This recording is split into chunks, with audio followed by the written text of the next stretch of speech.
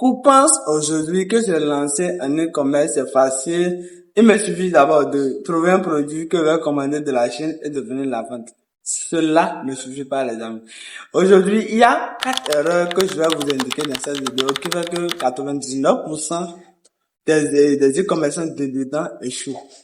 Alors, la première erreur que font souvent 99% des débutants, c'est la validation de produits. Tout d'abord, qu'est-ce qu'ils font? Ils vont d'abord peut-être voir le produit chez un ami qui vend ça déjà et ils vont aller directement commander ce produit-là. Ou soit, ils vont voir une publicité sur TikTok et sans pourtant vérifier si le marché est dans la demande, ils vont directement commander ces produits-là. Ça, c'est la pire erreur que vous ne devez jamais faire si vous voulez réussir en e-commerce. La première des choses que vous devez faire si vous voulez réussir, c'est d'abord de valider votre produit. Et c'est ça qu'on appelle ici en e-commerce un produit gagnant. Vous devez trouver votre produit gagnant et votre produit gagnant doit respecter souvent des critères. Bon, ces critères-là, tout le monde connaît ça déjà. Et votre produit doit respecter ces critères-là. Alors, ce que vous devez faire en ce temps, il y a plusieurs outils aujourd'hui qui peuvent vous permettre de voir, rechercher votre produit gagnant ou bien de voir valider votre produit.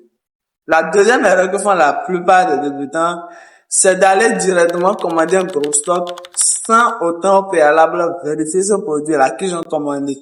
Alors, vous devez savoir que par exemple, au début, nous avons dit ici que ces personnes-là ne prennent pas le temps de pouvoir valider le produit qu'ils ont en main.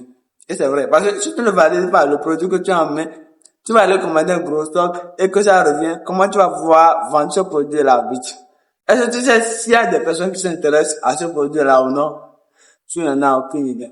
Donc, la première des choses, vous devez valider le produit et après, maintenant, que vous ayez validé ce produit-là, maintenant, vous pouvez maintenant commander un stock donné que vous savez que dès l'arrivée, vous allez pouvoir vendre ça.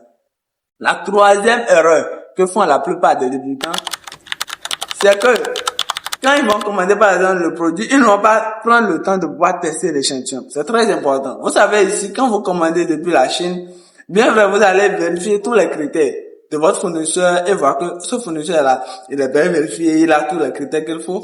Et puis, vous allez commander 50 pièces en même temps. Ça ne se passe pas comme ça, les amis. Quand vous voulez commander chez un fournisseur, vous devez prendre le temps de pouvoir tester l'échantillon. Et comment ça se passe? Si par exemple, au début, vous êtes dit, je vais commander par exemple 30 pièces, on vous dit, commandez au moins minimum 10 pièces d'abord au début pour valider. Est-ce que le produit que j'ai commandé chez mon fournisseur là, est-ce que c'est de qualité ou pas? Donc, dès que vous validez que ce produit-là est un produit de qualité, déjà directement, vous pouvez déjà aller déjà commander 50 pièces. Mais si vous ne validez pas déjà vos produits et vous allez vous commander genre en grande quantité en même temps, c'est une erreur fatale. Votre produit va venir, vous allez voir que c'est de la mauvaise qualité. Même si vous demandez qu'on vous rembourse, ça va prendre du temps et vous allez perdre forcément une part de votre argent. La quatrième erreur que font la plupart des débutants ici, c'est de ne pas vérifier le coût de douane et de transport de l'article de la Chine vers ici. Alors, si j'aborde cette partie très importante, c'est que quoi? Quand par exemple tu veux commander un article de la Chine qui coûte peut-être 1000 francs, même 1500, tu dois prendre le temps de calculer, de faire un calcul. Ah, si par exemple je vais prendre par exemple 30 pièces ou bien 20 pièces, les 20 pièces là me feront combien? Et il faut aussi se renseigner pour le coût de transport. C'est pas quel moyen je vais prendre cet article là. Est-ce que c'est pas un bateau? Est-ce que c'est pas un avion?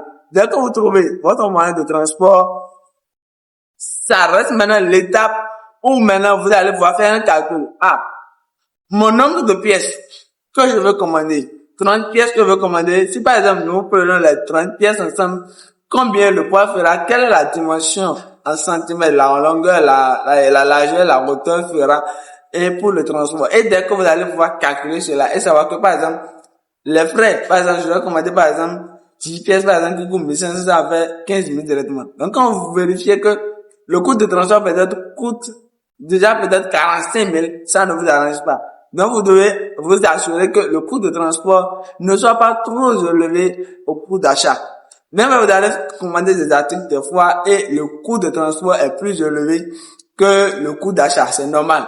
Mais trop élevé, c'est pas bon. Donc si cette vidéo vous a aidé, je vous invite massivement à la liker, à la partager. Ça va m'aider aussi de pouvoir vous donner des conseils du genre ici.